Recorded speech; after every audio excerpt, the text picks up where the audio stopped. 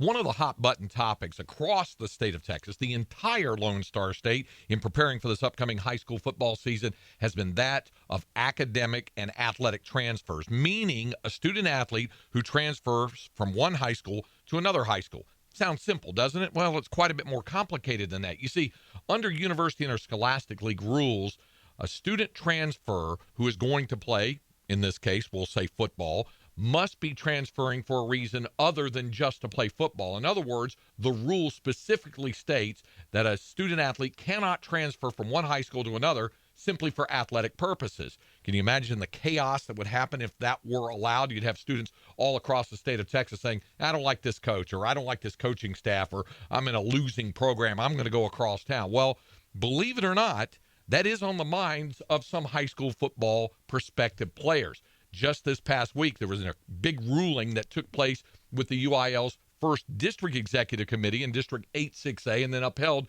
this week by the state executive committee that disallowed DeSoto High School transfer quarterback Jalen Nelson to be eligible to play at Duncanville his junior season. Why? He was ruled to have transferred simply for athletic purposes. Now, there can be some gray areas when it comes down to, well, my family's got a job offer there, or they just wanted a better home, a better neighborhood to live in. And the UILs, the district executive committees, overlooks some of those things, and they look very, very closely at all of the circumstances that surround a transfer, especially if it's, in this case, a junior transfer who would have 2 years of eligibility. But that's not the case for Jalen Nelson. He is a junior, and he is allowed to play on the JV team his junior season, but he will not be allowed to play on the varsity football squad until his senior year. At least in his case, he would have his varsity season available for his senior year at Duncanville High School. In the meantime, DeSoto and Duncanville will both have to do without the services of that very talented quarterback.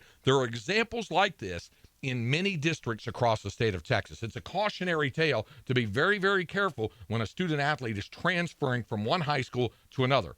What are the reasons involved? That's going to be examined very, very carefully by first the district executive committee, and then if need be, the state executive committee.